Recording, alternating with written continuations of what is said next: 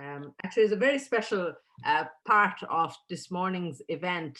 I have the pleasure now to introduce Nicola Ralston, who is assistant keeper at the National Library of Ireland.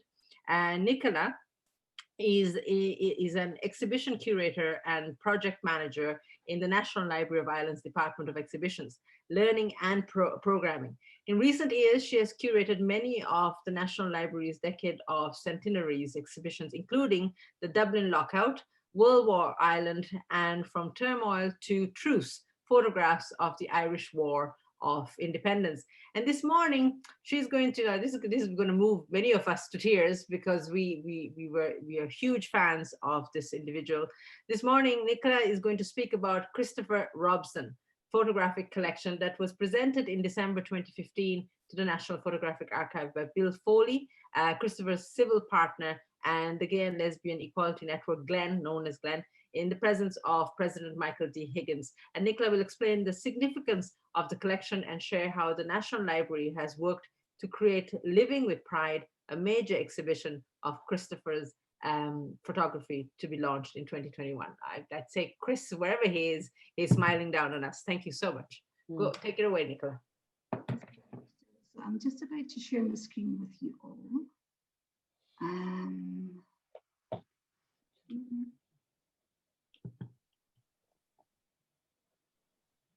Sorry, folks, there we go.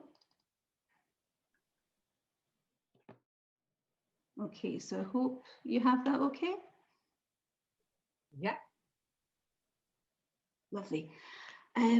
So just to say thanks so much for such a lovely warm welcome this morning, Dill. And thanks also to the organisers of today's event for this chance to highlight Living with Pride, which is a forthcoming National Library of Ireland exhibition which showcases the photography of LGBTI plus activist Christopher Robson. And this year has been such a difficult year for all of us.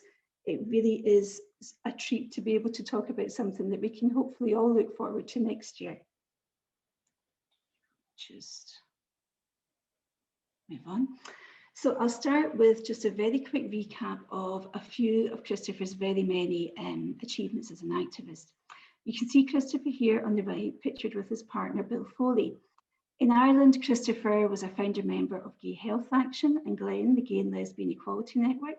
As such, he was centrally involved in achieving major law reform milestones, from the decriminalisation of homosexuality in 1993 right up to civil partnership in 2010. At an international level, he was a special advisor to the World Health Organization and secretary to the European Council of AIDS Service Organisations. We see elements of his work in his photography, along with many wonderful images that record the growth in scale and confidence of Dublin's Pride marches. So it's no exaggeration to say that Christopher's photographs record societal change actually taking place in Ireland. The collection of some 2,000 colour slides was presented to the National Library in December 2015 by Bill Foley, and that was less than 2 years after Christopher's death in April 2013.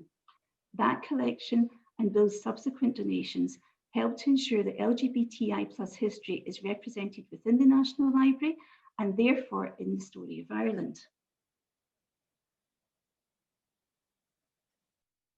And collecting, preserving and providing access to the story of Ireland is really what we're all about in the National Library.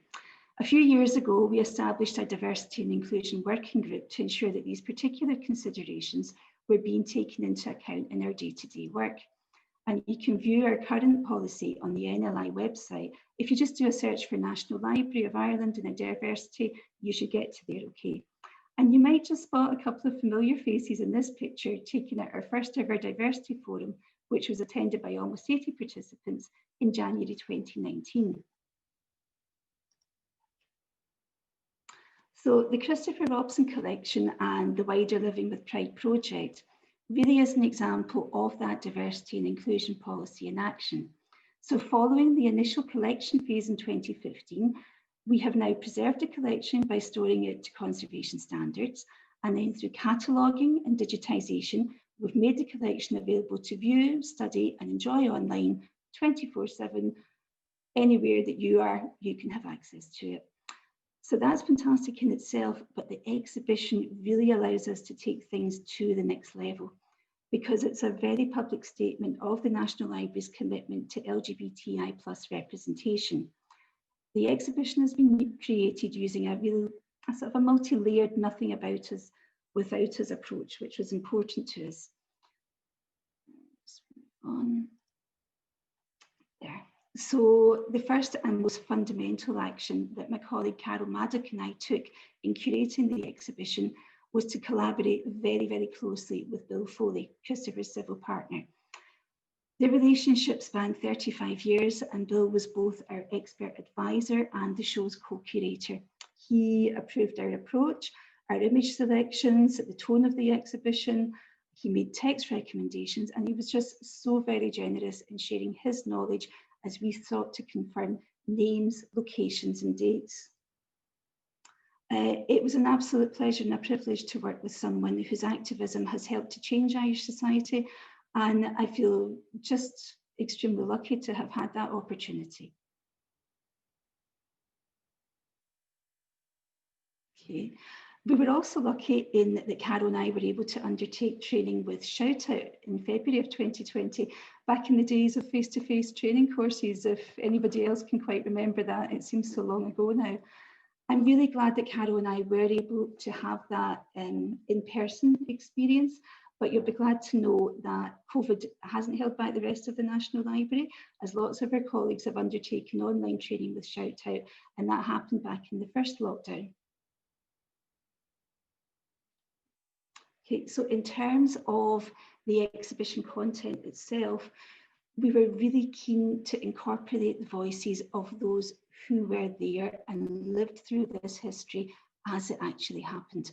And we were fortunate that through Bill, we were able to make an approach to many of Christopher's friends and fellow activists and ask them to contribute their memories of Christopher and the specific events that took place. These personal statements really help to give us that eyewitness point of view. There's a really immediacy and just such a personal touch to them. And they also help to build a kind of a multifaceted portrait of Christopher as a person. And as with any of our exhibitions at the National Library, there'll be an accompanying events programme. So my colleagues in our learning and programming team have worked closely with Tony Walsh, curator of the Irish Queer Archive, to develop a really exciting programme of talks, events, and they're covering topics such as marriage equality, identity and representation, the power of activism, and the evolution of pride. So do look out for those that are not to be missed.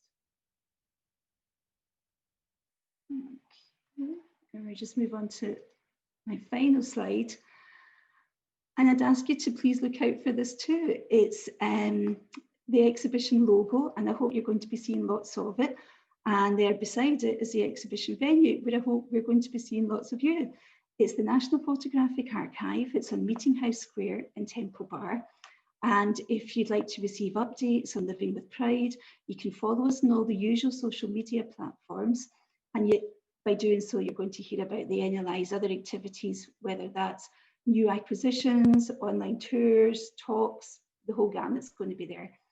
So I'd just like to finish up by paying tribute to the resilience, the imagination, and the terrific foresight that was shown by the LGBTI plus community in creating the first digital Dublin Pride. For us at the National Library of Ireland, this was a double celebration, as we were able to participate in Pride for the very first time by submitting a video that highlights the Christopher Robson collection and looks forward to the exhibition. So we're going to finish up with the video now. I hope that you'll enjoy it. I hope it will really whet your appetite for more, because we're so looking forward to welcoming everyone to Living with Pride in 2021. So if it be possible, oh lovely, thanks very much, that's great.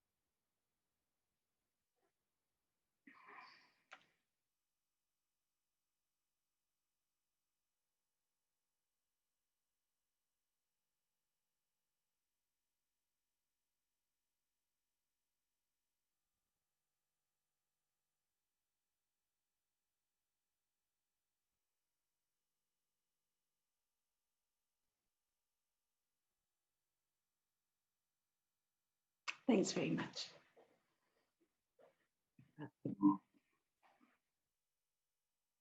Thank you so much, Nicola Ralston, Assistant Keeper at the National Library of Ireland, for sharing that with us. For anyone who knew Chris Robson, I'd say we're all very, very moved, and we certainly love the fact that his memory lives on.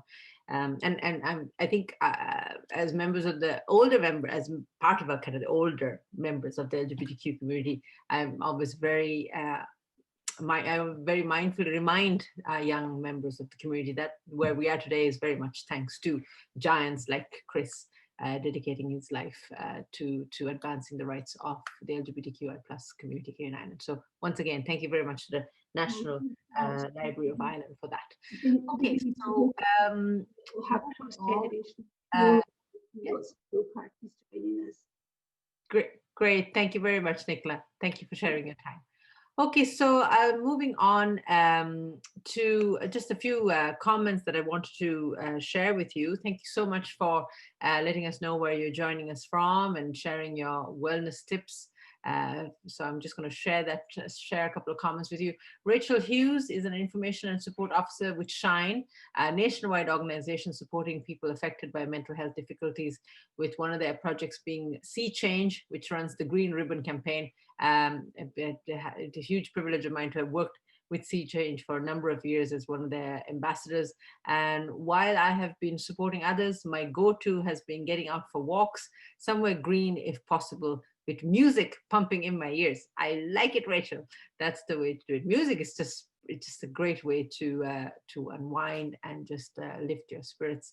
Sarah Hogan says, attending from Limerick, I'm a youth worker in the Northside Family Resource Centre. Over in the past few months, I have been learning to cook and trying new recipes. And I'd say taking some time to develop a skill is very helpful for mental health. Speaking of cooking, I think we're all professionals at making sourdough bread, and one person that I keep thinking about the whole lockdown has been Colm O'Gorman, who's of course the CEO of Amnesty International, who has really wowed us with his culinary skills. The man has got many hidden talents. I can see a cookery show in his future, or definitely a cookery book. I think probably called Corona Cooking, I think he calls it. Check it out if you're on Twitter. Roisin says, thanks for those talks and insights.